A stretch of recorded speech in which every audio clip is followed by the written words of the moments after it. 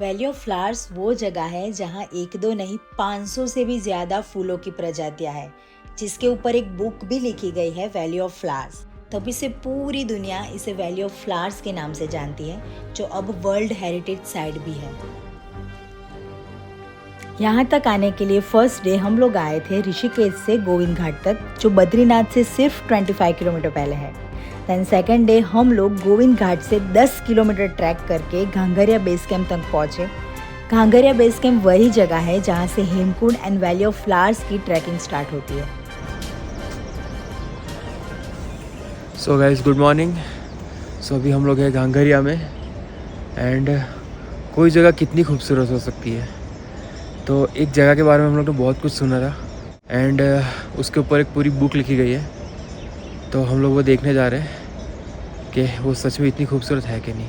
सो ये ट्रैक कुछ 4 किलोमीटर का है, जिसमें स्टार्टिंग में ये वाटरफॉल आपका स्वागत करता है।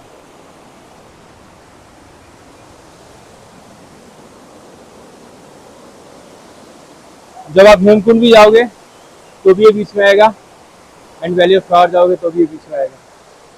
इतना ब्यूटीफुल है। देखो जब पहाड़ पे ऐसे सुबह सन आता है तो इतना ब्यूटीफुल लगता है।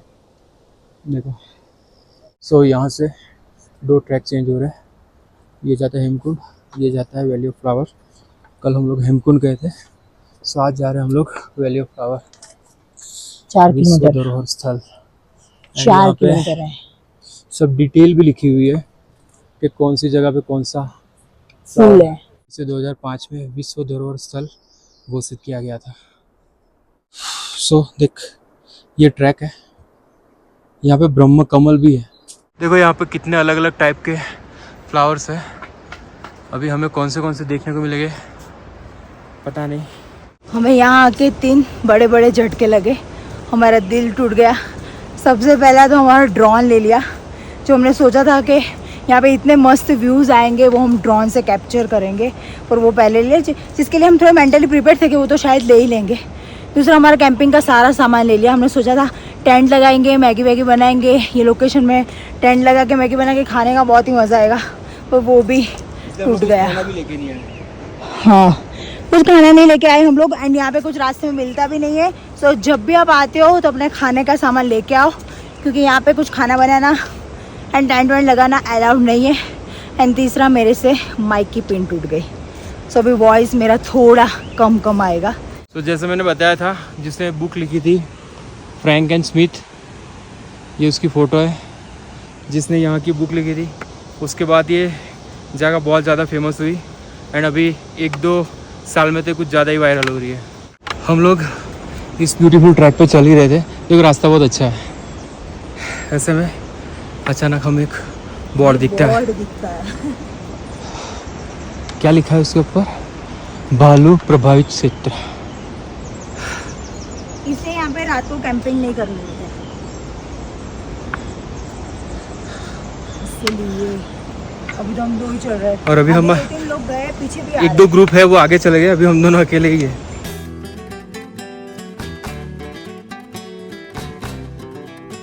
फूल तो बात की बात है, लेकिन ये वैली कितनी ब्यूटीफुल है। देखो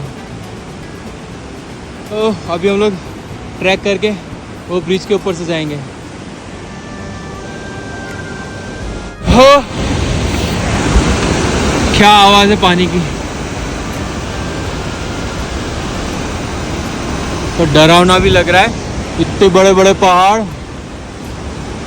और तो जोर से पानी बह रहा है और ऊपर से ऐसा लिखा है कि भालू है।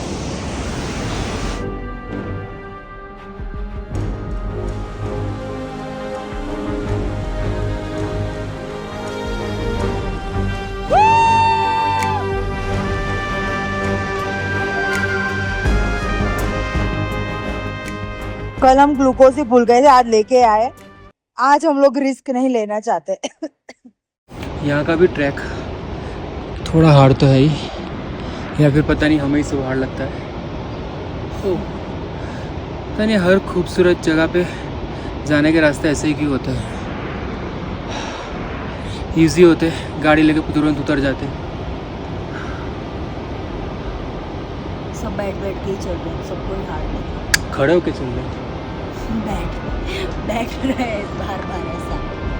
ये पूरा जिगजैग क्रॉस करके ऊपर जाना है, ये फूलों के बीच में से।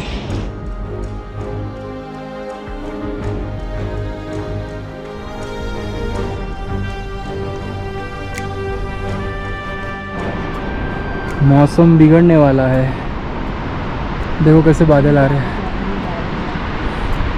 कैसा फॉग आ रहा है देखो।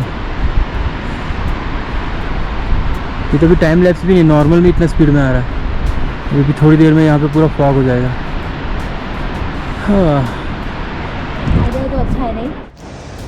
3 किलोमीटर की चढ़ाई के बाद अब कुछ स्ट्रेट रास्ता दिख रहा है। ये लास्ट वाला रास्ता 1 किलोमीटर का स्ट्रेट है। यहाँ पे लैंडस्लाइड जोन है, थोड़ा यहाँ पे संभल के। हमारा पानी खत्म ही हो गया था और हमें मिल गया ये मस्त झरना। अभी यहाँ से भर लेंगे।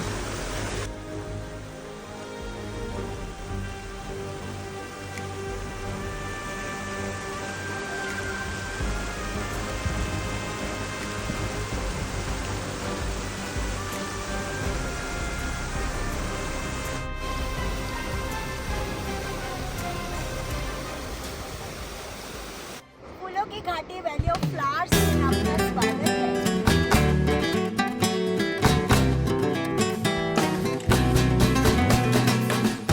पता है इंटरेस्टिंग बात क्या है? इसकी जो खोज हुई है वो रास्ता भटकने की वजह से हुई है। ब्रिटिश माउंटेनियर फ्रैंक स्मिथ द्वारा 1931 में। उनको ये वैली इतनी पसंद आई थी कि उन्होंने वापस आके इस पे एक बुक लिखी, वैली ऑफ फ्लावर्स।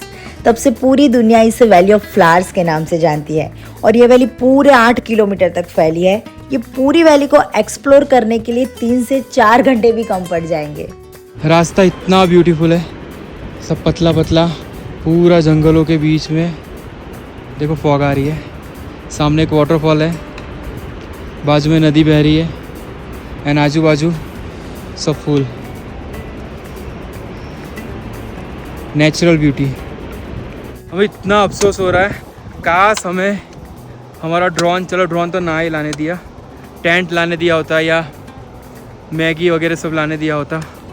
तो यार ये इतना ब्यूटीफुल है, ड्रोन नहीं है तो ये सब मैं दिखा नहीं पा रहा हूँ। देखो बहुत सारे फ्लावर्स हैं, वहाँ कोई झरना है, तभी हम लोग वहाँ पे जाएंगे। हाँ नहीं नहीं, ये तो समय ही आता था ना। तो अभी हम लोग जाएंगे वहाँ पे। यहाँ जो भी फ्लावर्स दिखने को मिल रहे हैं वो सब ऐसे है जो मैंने पहली बार देखे। फ्लावर को छूना मना है। तो हम लोग वॉक करते करते इस वाटरफॉल के पास आ गए। देखो वो कहाँ से बह रहा है, कितनी हाइट से।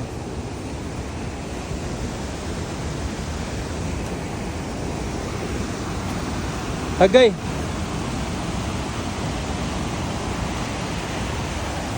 ये फॉग कितना तेज जा रहा है देखो।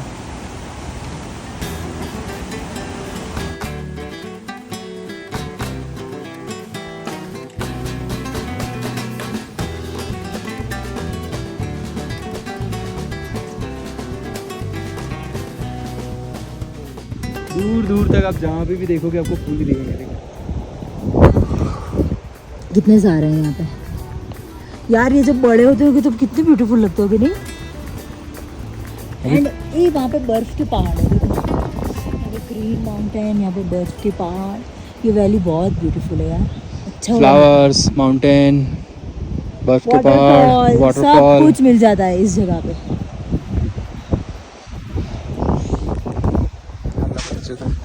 काफ़ी लोग अपनी फैमिली के साथ आए हैं एंड यहाँ पे ब्रेकफास्ट वगैरह कर रहे हैं।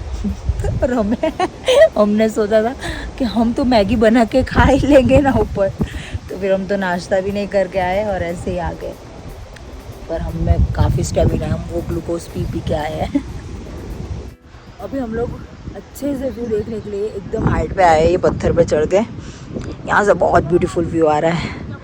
चारों ओर पहाड़ पहाड़ पहाड़ पहाड़, सामने बर्फ का पहाड़। एंड यहाँ पे हम लोग बैठे हैं। फ्लावर्स थोड़े कम है पर थोड़े कम है क्योंकि अभी पीक सीज़न नहीं है। जून जुलाई एंड अगस्त में बहुत अच्छे होते हैं flower, but I don't think so कि इस वैली को फ्लावर की ज़रूरत है। ये अपने आप में इतनी ब्यूटीफुल है कि इसको फ्लावर की ज़रूरत ही नहीं है। इतनी ब्यूटीफुल है ये वैली, ऐसा पहाड़ जैसे ऐसे लग रहा है कि ये वैली को देख रहे हैं।